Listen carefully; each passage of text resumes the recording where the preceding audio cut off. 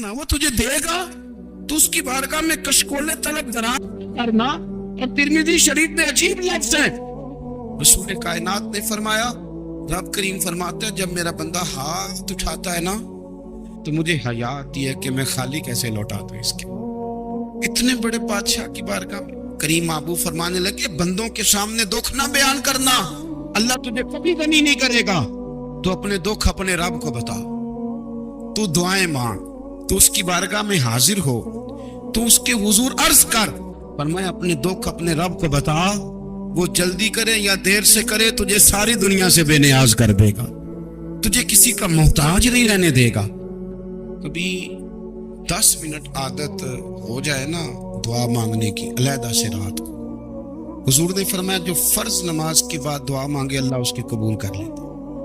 नबी पाक सल्लल्लाहु ताला अलैहि वसल्लम ने फरमाया अल्लाह मुसाफिर की दुआ कबूल फरमाता। हुजूर ने फरमाया अल्लाह मजलूम की दुआ कबूल फरमाता है।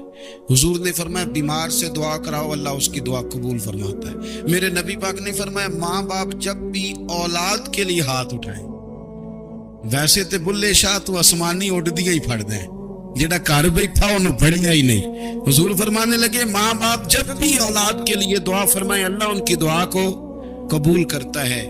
आप अपना ताल्लुक बनाए दुआ के साथ, इबादत के साथ, मुसल्ले के साथ रिश्ता बनाए, इस्तिगफार पढ़े। ओ मेरी मिल्लत के जवानों, मजा नहीं आ जाता जब सारी दुनिया सोई हो, सारी दुनिया, और बिस्तर भी गर्म हो और नींद भी पूरा गलबा कर रही हो, और अचानक घंटी बजे दिमाग में, आंख खुले, घड़ी पे नजर पड़े 3:30-4 बजे का पैगाम घड़ी बताए, और कोई चढ़ती जवानी वाला उठ के वुजू करे, और जब वो मुसल्ला खोल के बिछाए तो मदीने वाले महबूब कहते हैं कि हर नमाज पे रब सवाब देता है, और जो उठ के तहज्जुद की नमाज पढ़े उसे देख के तो रब मुस्कुराता है। जो उसकी शान के लायक है, जो उसकी शान के लायक, वो मुस्कुराता है, खुश होता है कि मेरा बंदा तहज्जुद में उठ गया, मुस्कुराता है। काश हमारी सुबह कभी अपने मालिक के नाम हो जाए। ये नबी करीम ने वादा किया है कि तू सूरत वाक़िया पढ़ तेरे घर में फाका नहीं आए। हजरत अब्दुल्ला इब्न मसूद रदी अल्लाह तआला अन्हु बीमार थे तो हजरत उस्मान गनी रदी अल्लाह तआला अन्हु तीमारदारी के लिए तशरीफ ले गए और जा करके कहा कि आप बड़े बीमार हैं, आपकी बेटियां ज्यादा हैं, मैं चाहता हूं कि खजाने में से कुछ मदद करूं। तो सैयदना अब्दुल्ला इब्न मसूद रदी अल्लाह तआला अन्हु उठ के बैठ गए और कहने लगे अमीरुल मोमिनीन, अल्लाह आपको मेरी तरफ से, मेरी बेटियों की तरफ से बेहतर सिला दे। मेरी बेटियों को किसी खजाने की जरूरत नहीं, मैंने उन्हें खजाना दे दिया है। कहा जनाब आपने कौन सा खजाना दिया है, मैं आपके माली मामलात को जानता हूं।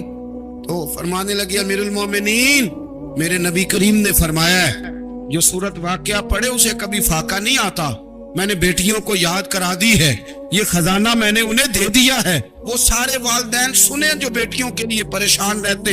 हजरत अब्दुल्ला इब्न मसूद नसीहत कर रहे हैं, फरमाने लगे मैंने सूरत वाक़िया याद भी करा दी है, पढ़ने की आदत भी डाल दी है। हुजूर ने फरमाया है जो सूरत वाक़िया पढ़े उसे फाका नहीं आता। कहने लगे चांद तो अपनी जगह छोड़ सकता है, सूरज गिर सकता है, तारे टूट सकते हैं, पर मदीने वाले रसूल की बात गलत नहीं हो सकती। हुजूर ने फरमाया फाका नहीं आएगा तो इंशाअल्लाह कभी भी नहीं आएगा। एक बुजुर्ग फरमाते मैंने दुआ मांगने का तरीका अपनी बीवी से सीखा। दुआ मांगने का तरीका अपनी, सीखने वाले तो अपने बच्चों से भी सीख लेते हैं, सीखने वाले तो हर एक से सीखते हैं। वो कहते हैं मैंने दुआ मांगने का सलीका अपनी बीवी से सीखा है। हजरत वो किस तरह? फरमाने लगे मेरी बीवी ने ना मुझे कोई काम बताया, कुछ पैसों की जरूरत के लिए कहा, तो मैंने उसे कहा कि भाई अभी मेरे पास नहीं है, कुछ दिनों में आते हैं तो मैं दे दूंगा।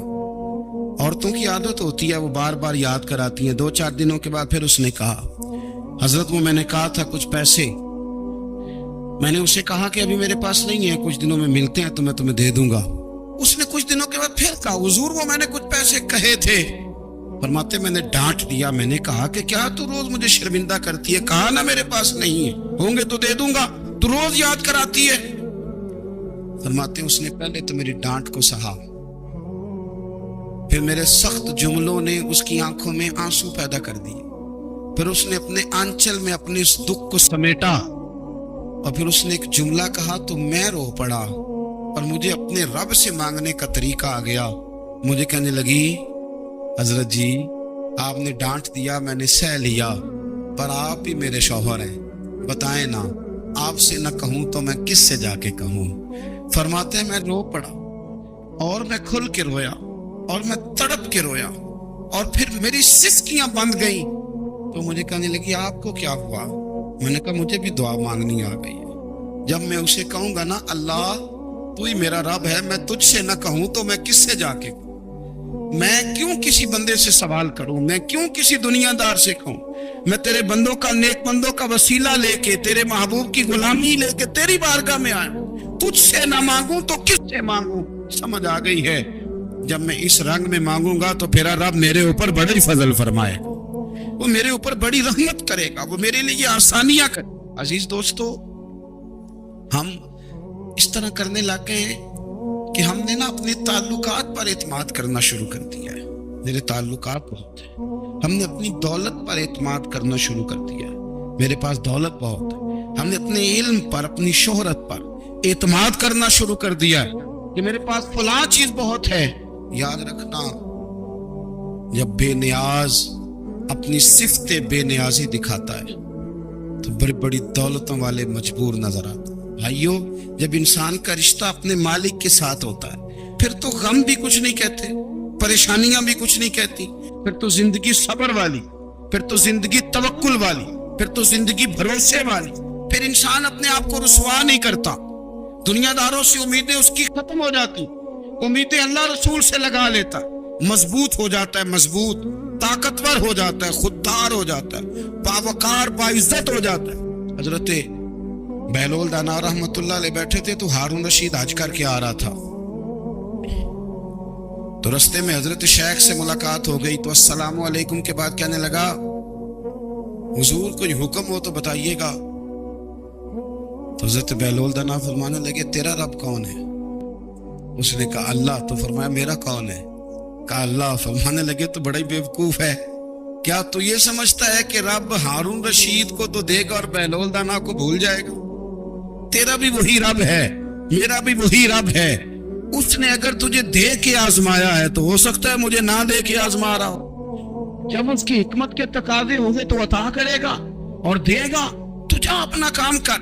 بھائی اپنی روحانی زندگی, اپنی عبادات, اپنے وظائف, اپنے روزمرہ کے معاملات, اپنی دعائیں, اپنا استغفار. دیکھو مشکل کام تو نہیں, 2 رکوع ہیں سورہ واقعہ کے, اگر رات کو پڑھ لی جائے. میں کس طرح یہ بات بیان کروں کہ تعویذ بانٹنا آسان ہے اور وظیفہ بتانا مشکل ہے. سارا دن تعویذ بانٹیں تو لوگ لینے کو تیار ہیں, اور اگر آپ وظیفہ بتائیں تو کہتے ہیں تو مشکل کام. او خدا کے بندے, اگر آپ کا تعلق قرآن پاک کے ساتھ مضبوط ہو, قرآن پاک کے ساتھ اگر آپ کا رشتہ ہو, لوگ سفارشیں ڈھونڈتے ہیں نا دنیا میں, کوئی تعلق مل جائے تو میرا کام ہو جائے. دنیا میں اتنا مشکل معاملہ ہے, آخرت میں مجھے بتائیے گا کتنا مشکل معاملہ ہوگا. میرے نبی پاک صلی اللہ تعالی علیہ وسلم نے فرمایا جو لوگ سورہ ملک پڑھا کرتے تھے نا, سورہ ملک, یہ سورت ملک قیامت میں ان کی سفارش کرے گی اور اس طرح کرے گی کہ کہے گی اے اللہ یا اس بندے کو جنت میں داخل کر دے یا مجھے قرآن پاک سے علیحدہ کر. تو رب فرمائے گا جا اس کا دامن تھام کے اسے جنت تک پہنچایا. آپ بات کو سمجھیں, جب آپ کے تعلقات اپنے معاملات کے ساتھ مضبوط ہوں گے. حضرت عبداللہ ابن عمر کو نبی پاک نے فرمایا تھا راجل صالح, یہ نیک بندہ ہے, یہ متقی آدمی.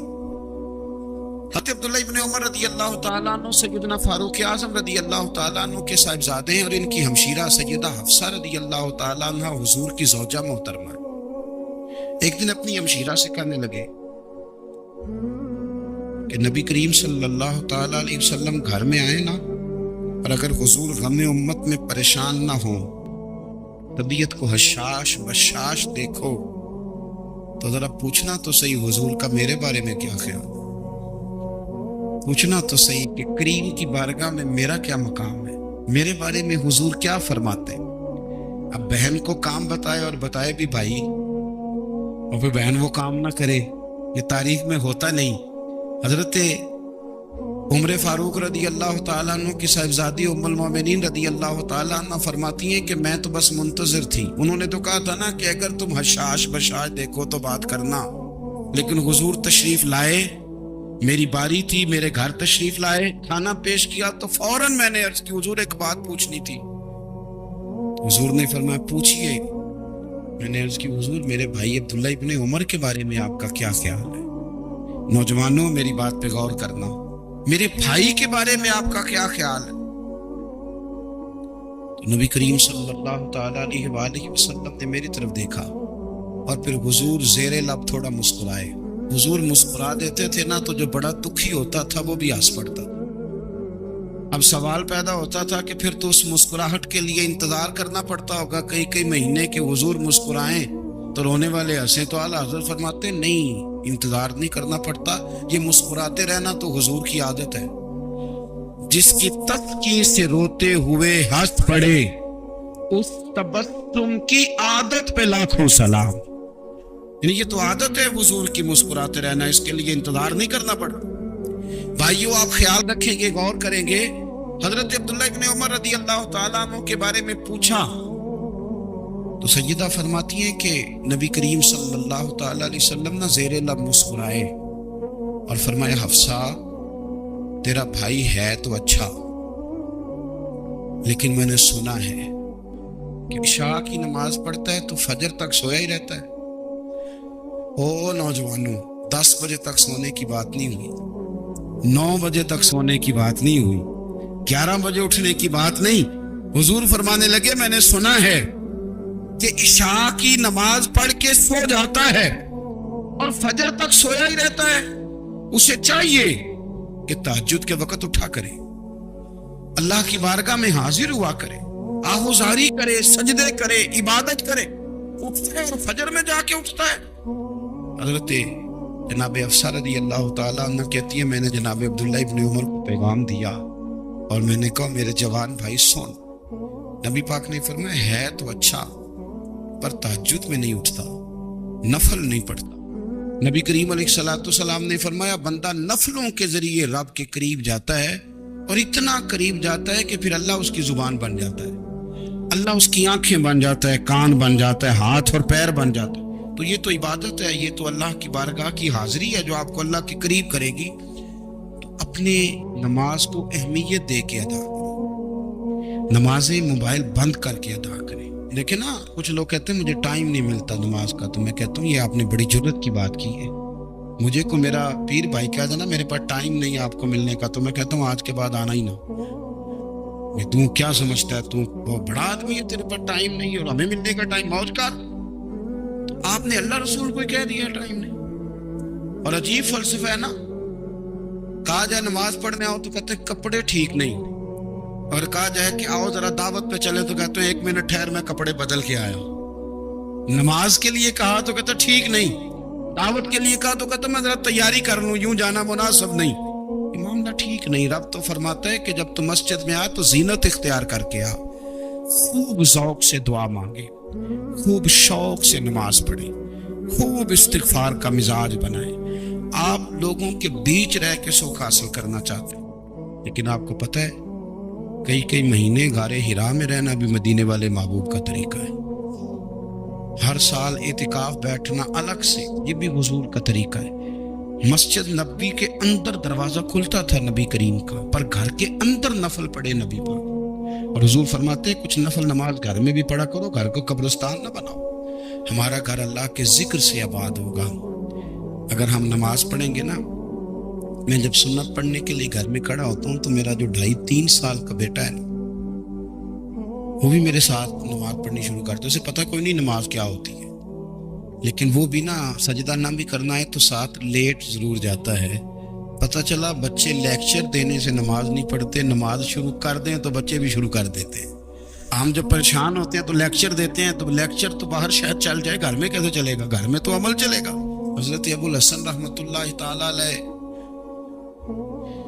حضرت معاذ ابن جبل رضی اللہ تعالیٰ عنہ کے پاس بیٹھا کرتے تھے. فرماتے ہیں ان سے جو پیار بڑھا تو پھر میرا مصلی سے بھی بڑھ گیا. تابعی ہیں، فرماتے ہیں صحابی رسول سے محبت ہوئی تو ذکر سے بھی ہو گئی. फिर दुरूद शरीफ से भी हो गई। मोहब्बत उनसे बढ़ी तो फिर अल्लाह ने मस्जिद का प्यार भी बढ़ा दिया। आप फरमाते हैं कि मेरी हर वक्त तबीयत चाहती थी कि बस अल्लाह अल्लाह करो, बस अल्लाह अल्लाह करो, बस ना मैं जरा थोड़ी जान छुड़ाऊं लोगों से, को 10 मिनट मिले तो मैं कुछ 4 नफल पढ़ लूं, मैं थोड़ा सा ना बचूं लोगों से, और मुझे तस्बीह मिले तो मैं ना कुछ 400-500 दफा इस्तिगफार पढ़ूं, सुभान अल्लाह, अल्हम्दुलिल्लाह, अल्लाहु अकबर, ला हौला वला कुव्वता इल्ला बिल्लाह, मैं ना तस्बीहात पढ़ूं। फरमाते हैं कि बच्चे थे घर में 6-7, गुर्बत थी, काम मिलता कोई नहीं था, और मैं काम चोर नहीं था, काम ढूंढता था, पर अल्लाह की कुदरत के काम नहीं मिलता था। फरमाते हैं कि मैंने एक दिन अपनी अहलिया से कहा कि आज मैं फिर जाता हूँ काम ढूंढने, तो मेरी बीवी बड़ी फर्मा बरदार थी, पर उस दिन ना गुर्बत के हाथों तंग आके कहने लगी, आज नाना कोई तू चीज लेके आया, तो मुझसे बच्चों की भूख नहीं देखी जाती, ये सब रोगां दा रोग मुहम्मद जिसदा नाम गरीबी, कंड बुला के लंघ जांदे नहीं दोस्त यार करीबी, आज ना कुछ लेके आया तो मैं बच्चे लेके चली जाऊंगी। शेख फरमाते हैं कि मैं बड़ा परेशान घर से निकला, पर मैंने सुबह से लेके जोर तक काम ढूंढा, काम मिला कोई नहीं, तो मेरे दिल में ख्याल आया चलो काम नहीं मिलता तो अल्लाह अल्लाह तो करेंगे, चलो बंदों की मजदूरी नहीं मिलती तो रब करीम की इबादत ही करते हैं। फरमाते हैं कि मैंने ना फुरात के पानी से वुजू किया, नहर के, शदीद धूप थी, साथ रेत थी और रेत तप रही थी, मैंने अपना रुमाल वहीं मुसल्ला के तौर पर बिछा लिया, और फरमाते हैं कि जोर से लेकर असर तक नमाज पढ़ी, धूप भी पूरे जोर पे, पर मेरे सजदे का ज़ौक़ भी पूरे जोर पे। फरमाते हैं सूरज भी चमक रहा है और रब की इबादत का ज़ौक़ भी पूरे जोर पे, मैं सजदा करूं तो फिर मेरा उठाने को जी ना चाहे।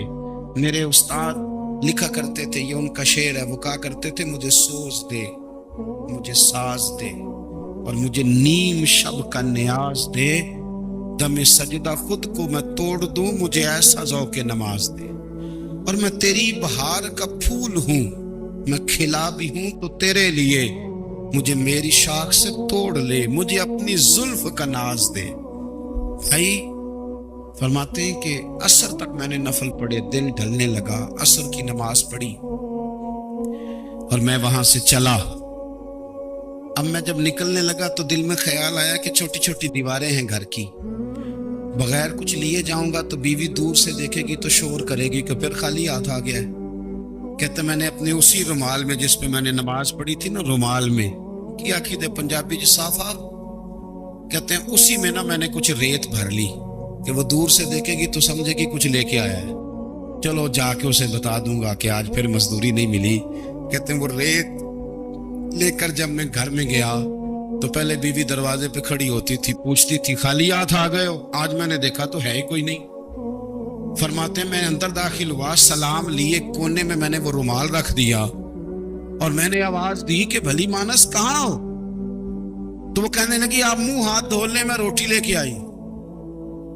मैंने कहा रोटी कहां से आ गई, यहां तो कई दिनों के फाके, तो कई दिनों की गुर्बत है, यहां तो इस घर में तो फकीरी है। फरमाते हैं कि वो रोटी लेके आई और उस वक्त की जो मौजूदा नेमतें थी, समझ ले सलाद अचार हर चीज साथ लाई। मैंने कहा कि बच्चे कहाँ गए, कहने लगी वो खाना खा के खेलने गए, आप खाना खाने आ जाते। खाना उसने चुन दिया। मैंने हैरत अंगेज लहजे में सारी नेमतें अपने दस्तरखान पे देख करके बीवी से पूछा ये कहां से आया खाना, बच्चों को तूने कहां से खाना खिलाया, ये सारा कुछ कैसा है। कहने लगी पता नहीं आज आप किस करीम की मजदूरी करने चले गए थे, पता नहीं किस करीम की, मेरे घर में तो इतनी नेमतें आई हैं कि मुझसे संभाली नहीं जा रही, इतना अनाज है, इतना गंदुम है, किस करीम के दरवाजे आज चले गए थे। ये कहते कहते वो उठी और उठ करके कहने लगी पहले बड़ा कुछ आया था, अब क्या ले आए हो। और जा करके ना उसने वो रेत वाला रुमाल खोला, कहने लगे मैं तो लेके आया था रेत, तो मेरे रब ने उसे भी सोने और हीरे बना दिया था। हम ना हर चीज के लिए वक्त निकालते हैं, हर चीज के लिए, लेकिन इबादत के लिए वक्त नहीं निकालते। हर शय आबाद है, हर शय, ہماری فیس بک بھی آباد ہے، واٹس ایپ بھی آباد ہے، ہمارے ٹویٹر بھی آباد ہیں، ہماری ہر چیز آباد ہے۔ سب سے کم آباد ہمارا مصلی رہ گیا ہے، سب سے کم۔ وہ لوگ اب ڈھونڈنے سے ملتے ہیں جن کی بغل میں مصلی ہوتا تھا۔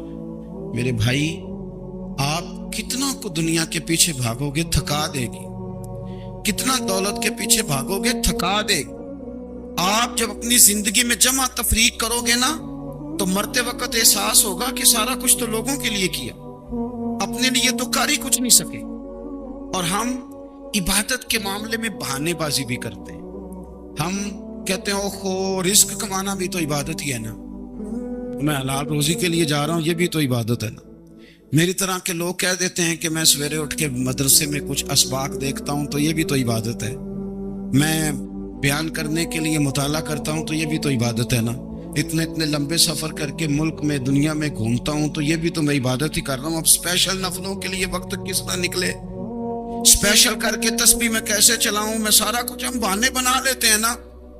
میرا سوال یہ ہے کہ یہ ساری باتیں صحابہ کو، نبی کریم کو، دیگر لوگوں کو بھی تو پتہ تھی نا، لیکن آپ غور تو کریں، 23 سال حضور کو وقت ملا، مختصر وقت ظاہراً تبلیغ کرنے کے لیے، پوری دنیا میں دین بھی پھیلانا ہے۔ گھر میں 11 ازواج ہیں، 4 بیٹیاں ہیں، ان کی اولادیں، سارے کام کاج بھی دیکھنے، لیکن سیدہ طیبہ طاہرہ حضرت عائشہ صدیقہ رضی اللہ تعالیٰ عنہ فرماتی ہیں سارا دن تبلیغ کرتے، ہر غلام کے دکھ سنتے، گھر میں آتے تو اپنے گھر والوں کا خیال کرتے، کام میں ہمارا ہاتھ بٹاتے۔ قربان جاؤں، کہتی ہیں زمانہ سارا سو جاتا لیکن آمنہ کے لال مصلی بچھا دیتے۔ دنیا سو گئی، ساری سب سو گئے، جو خدام تھے، وہ جو غلام تھے، وہ سو گئے۔ صحیح مسلم میں لفظ ملیں گے، سیدہ پاک فرماتی ہیں او میرے نبی کے غلاموں، میں نے یہ رنگ بھی دیکھا ہے کہ حضور نے اتنا کھڑے رہے، اتنا قیام کیا، اتنا قیام کیا کہ مقدس پیروں میں ورم آ گئے، سوج گئے پیر، اتنے بڑے۔ دل پہ ہاتھ رکھ کے نہیں بتا سکتا کہ میرے کبھی نماز میں پیر سوج گئے، کوئی نہیں بتا سکتا۔ بچوں کی روٹی کماتے تھک گئے، بات الگ ہے، ہم سیر کرنے گئے تو تھک گئے، بات الگ ہے، لیکن عبادت میں یہ بھی تو مسلم شریف ہے نا، یہ بھی تو دین ہے نا، یہ بھی تو حضور کی سنت ہے، یہ بھی تو وہ چیز ہے جو کریم کی آنکھوں کی ٹھنڈک ہے۔ سیدہ فرماتی ہیں پیروں میں ورم آ گئے، ساری رات ہی حضور نے نماز پڑھی اور ایک ہی آیت بار بار دہرائی۔ مسجد نبوی میں بلال حبشی نے فجر کی اذان دے دی، حضور ابھی مصلی پہ تھے، کریم فارغ ہوئے، میں نے عرض کی یا رسول اللہ صلی اللہ علیہ وسلم، آپ کے تو صدقے اللہ اگلے پچھلوں کے گناہ معاف کرے گا، تو آپ اتنی آہوزاری کیوں فرماتے ہیں؟ آپ تو شفیع ہیں، آپ تو انبیاء کے امام ہیں۔ حضور نے فرمایا عائشہ تم نے گنوایا ہے نا میرے اللہ کی مجھ پر کتنی رحمت ہے، افلا اکون عبدا شکورا، فرمایا اگر اس نے اتنی نعمتیں دی ہیں تو کیا میں اس کا شکر گزار بندہ نہ بنوں، میں شکر گزار بندہ نہ بنوں اس کا؟ پھر اگر اتنی نعمتیں اس نے دی ہیں، مجھے اتنا نوازا ہے، تو پھر میں اس کے سامنے سجدے نہ کروں؟ او میرے بھائی، بڑے قابل فخر لوگ ہیں ہم کہ ہم نبی پاک کے غلام ہیں، ہم قابل فخر ہیں کہ نبی کریم کے غلام ہیں۔ کیا کبھی اس غلامی کے شکرانے میں بھی 2 نفل پڑھے یا اللہ تیرا شکر ہے تو نے ہمیں حضور کا غلام بنایا ہے؟ یاد رکھیں کہ اپنی روحانی زندگی کو آباد کریں، استغفار پڑھیں، تسبیحات کریں۔ تو میرے عزیز، آج کے اس روحانی اجتماع میں ہمارے دوستوں نے جو محنت کی، ہم نے بار بار اپنی نیت سے پوچھا، خدا ہمیں معاف